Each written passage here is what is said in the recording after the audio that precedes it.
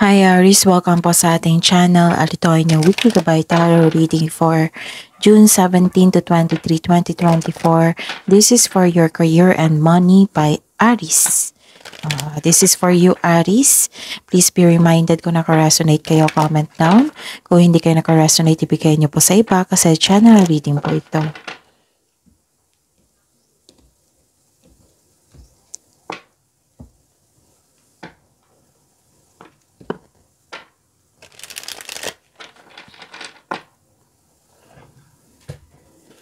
Gamitin ang reading na ito bilang gabay lamang. Please like, subscribe, and click the button for notification para updated po kayo sa daily tarot reading natin.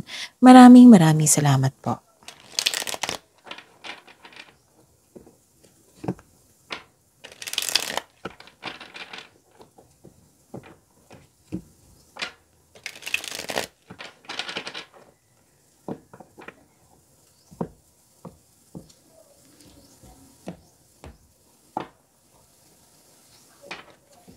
Ayos ko lang po yung camera.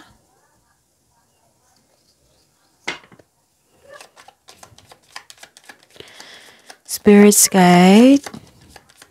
Mga ganap po sa career and money ni Aries ngayon June 17 to 23, 2024. I need 3 cards po.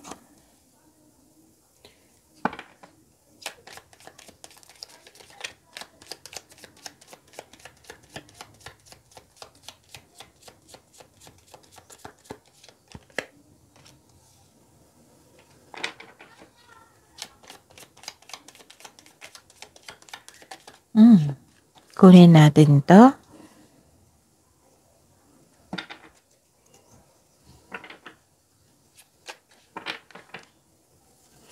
Spirits guide. Mga mensahe pa para kay Aries ngayon June 17 to 23, 2024.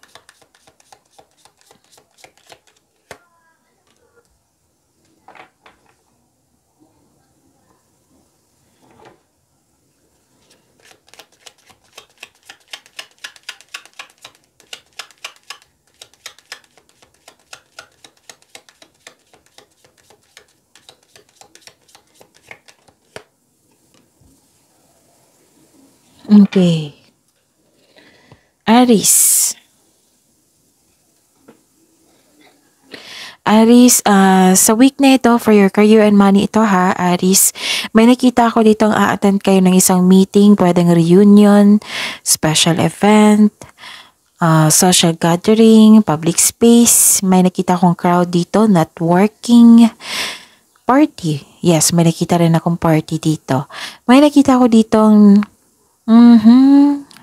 sobrang stricto na tao, matigas ang ulo, ayaw makinig, ayaw binabalaan, pwedeng na-stress kayo sa kanya. And may nakita ko ditong pag-let go, closure, nahihirapan pero nagkaroon ng transformation. This is ending with new beginning. And may nakita ko dito na humingi ka ng advice, humingi ka ng payo or naghahanap ka ng isang tao. Oo. Nakausap mo yung isang tao na marunong makinig. Oo. Na binigyan ka ng wisdom message, support, and loyalty. And pwede daw, mentor mo ito. Or advisor. Pwedeng boss nyo or amo. Basta matured person, marami ng experience sa buhay. Pwede din na parents nyo ito. Elders. Yung wiser. Yan. Nang dahil sa kanila na isa sila sa dahilan na motivate po kayo, na inspired kayo, and you are taking action now with courage.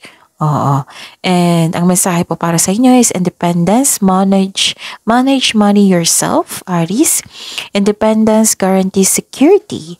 Don't depend on others. Sabi po ng card niyo po, Aries. And vacation. Oh, may vacation dito. Start a perfect vacation and enjoy the freedom. Take time to recharge. Spirits guys, ano po ang energy ni Aries ngayon June 17 to 23, 2024 sa career and money nila? Kung may narinig kayong ingay po, kapitbahay po namin yan na sobrang ingay. So don't worry kasi nakafocus tayo sa reading natin. And I'm hoping nakafocus din kayo sa mensahe po. Okay?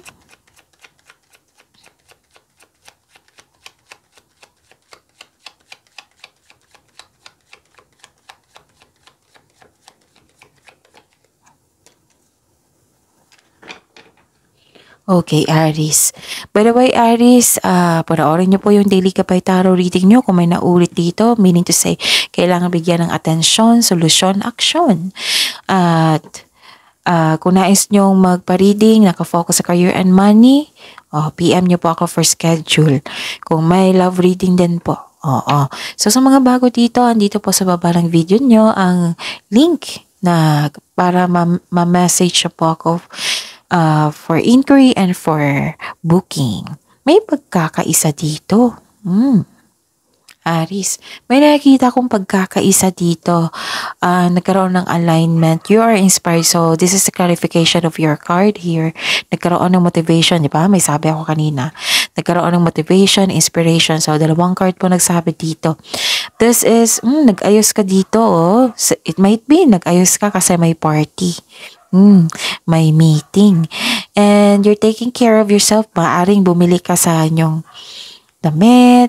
You're taking care of yourself. Nagpamper kayo sa inyong sarili. Binilhan mo ng regalo ang inyong sarili. Yun. Which is good. Which is very good kasi ano yan self-love. Deserve mo yan kasi naging masipag ka sa inyong trabaho. And nakita ko dito yung commitment po. Choices and nagkaroon ng pagkakaisa. May nakita ko dito parang may crush ka dito sa kasamahan nyo sa trabaho.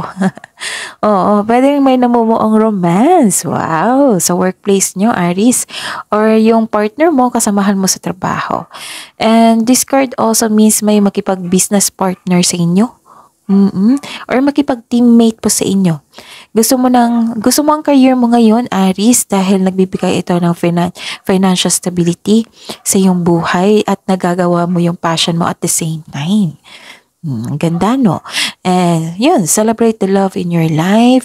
Nakita ko yung pagmamahal mo sa inyong kaperahan at sa karera. Binigbigyan mo ng time and effort. Ano pa?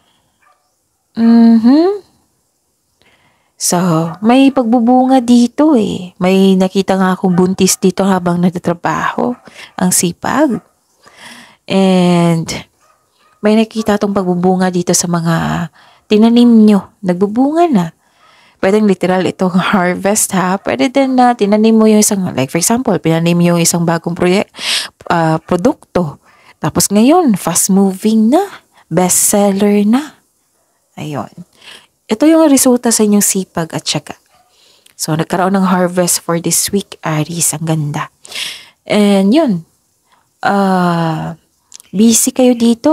Dalawang card na po nagsabi dito, busy kayo dito. And consider this the busy. Yung pagtitipon-tipon, may party or event, may meeting, ganon. Kasi nakita ko dito, naging productive kayo sa araw-araw nyo. Naging creative din kayo. And nagkaroon po ng growth and expansion. Ang ganda. And may nakita ko ditong mother figure. Pwede din siya yung nagbigay ng advice sa inyo or kayo po. Kasi ang ganda dito nagkaroon ng expansion. And marami kang nang napagdaanan sa past. Tapos, yes, nakikita ko dito, dalawang card na po nagsabi dito na you are happy. Hindi lang motivated, kundi happy. So this is all about love, beauty, money, creativity, yes. May parating po, malaking pera, expectation nyo na may dumating na malaking pera or unexpected job opportunity. Na the advice is you will need to be patient. Darating naman ito, huwag kayong mag-alala. And yun, natutuwa yung cards nyo dito. Ang universe, dahil you are practicing self-love. Wow. Ang ganda. This is also means abundance and success, ha? Okay? So, be happy with the results of your action. This is the result of your daily routine sa inyong pagiging masipag. Sa inyong pagtiyaga. Yan yung resulta. magandang resulta. Possible blessings na ma-receive ni Aries ngayong June 17 to 23, 2024 sa career and money nila. Spirit Sky.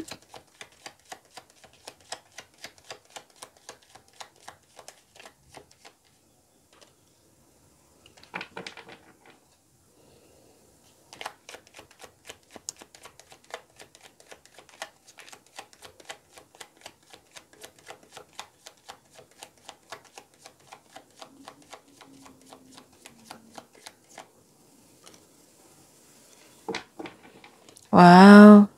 Ilang cards nagsabi dito na sobrang happy nyo sa mga na-receive. Kasi resulta may resulta ngayong week. Good outcome, positive outcome.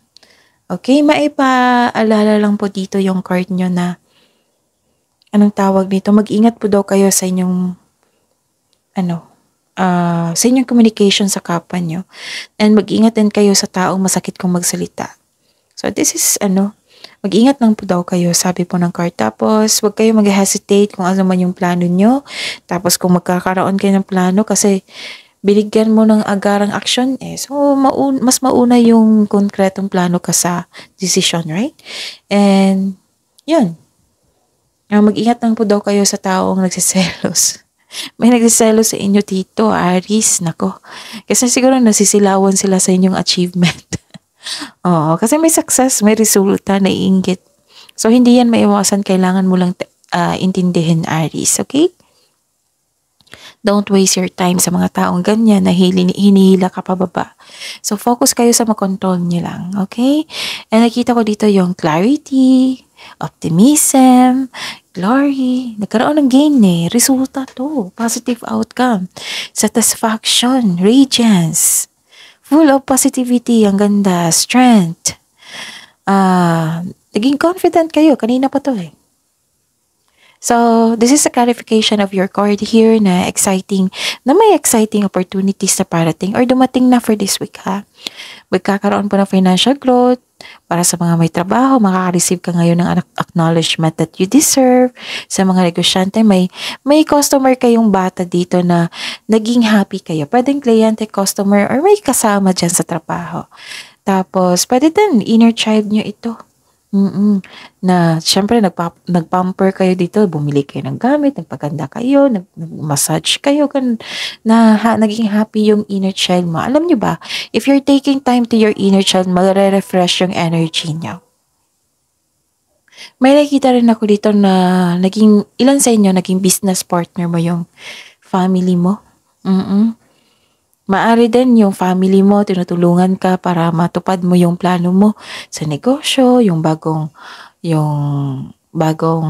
plano mo, ideas. Nagdudulot ito ng happiness sa inyong buhay. Yes, may nakita talaga akong happiness dito. Success, achievement, ang ganda. Success, achievement, may parating na blessings that it will lead you to happiness. And kung na-stress ka noon, ngayon hindi na kasi nahirapan ka dito, di ba?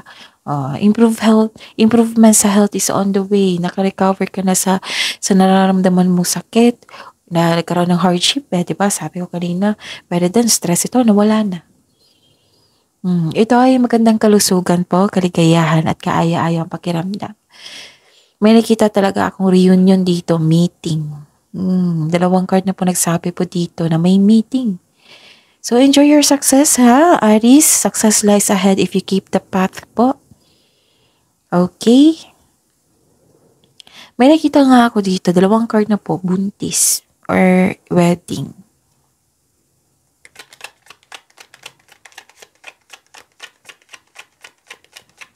Spirit Sky, challenges po na ma-overcome ni Aries ngayong week na ito sa career and money nila ngayong June 17 to 23, 2024.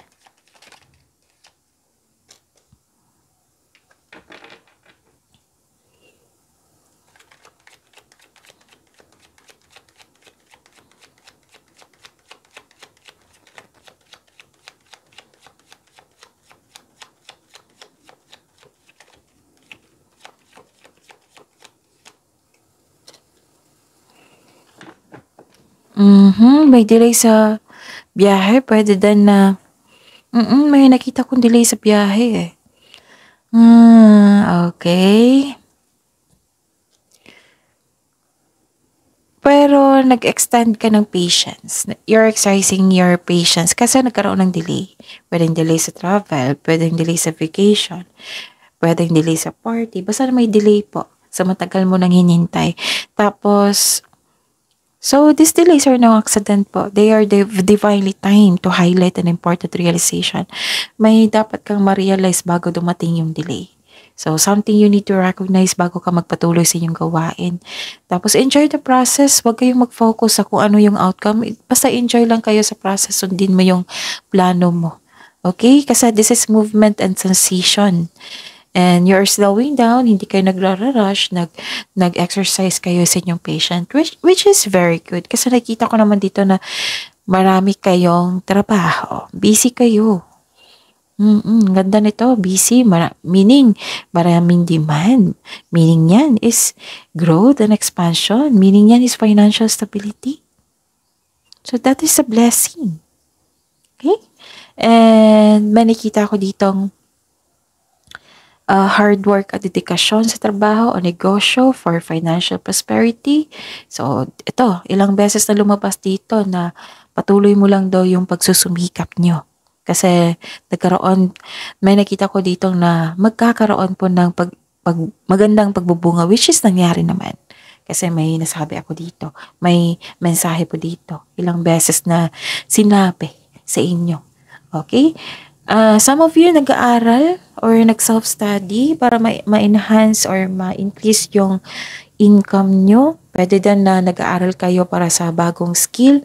Yun, para magamit mo sa inyong negosyo, sa inyong profesyon, para magkaroon ng increase sa inyong income. Okay? So what you have been studying or practicing, it will lead you to abundance po. Trust that you can do anything. Basta iset mo lang yung intention mo so that you can achieve success through diligent work that you enjoy. So, enjoy mo lang yung trabaho. Huwag kayong mag-focus sa delay. Kasi darating naman yan. Tapos, kung magkaroon kayo ng time for reflection po. Kasi something you need to recognize bago dumating yun eh. Oo. So, time for reflection, huwag niyong kalimutan, okay? And, ano pa? May bagong kasanayan dito eh, at kaalaman. Ito yung challenge sa inyo na ma-overcome nyo. And ito yung resulta. Oo, pagbubunga. So, this card reminds you kapag ginawa mo ang gusto mo, mamahalin mo ang ginagawa mo. So, may tagumpay po sa financial sa financial dito at may dito, may nakita kong seguridad sa inyong produkto. Basta magsumikap lang po daw, tapos tama tong ginawa nyo, nag-exercise, nag-extend kayo ng pasensya. And mag-ingat lang din sa paggawa sa desisyon. Tapos, nakikita ko dito yung taas ng tagumpay po. So, keep up the great work. Sabi po ng card nyo dito. Gusto mo kasi maging secure yung future nyo. Kaya, sobrang focus nyo dito. And, kailangan talaga pagbalanse. Kasi kung hindi kayo magkaroon ng balanse niyan, mababurnout kayo. Tamang balanse, like for example, schedule nyo para hindi kayo ma-burnout. And, hindi kayo mag-overwork. And nakikita ko talaga dito yung movement and transition na maraming sinasabi dito at higit sa lahat dito pa lang. Okay? So, take these messages. Don't depend on others and take time to recharge after nito. Kasi may magandang resulta, di ba? Baka naman. Aris, baka kailangan magbakasyon. Okay? Kailangan nyo mag-recharge, Aris. Okay? So, that is your reading, Aries. See you tomorrow. Please like, subscribe, and click the button for notification para updated pa kayo sa daily tarot reading natin. Maraming salamat po.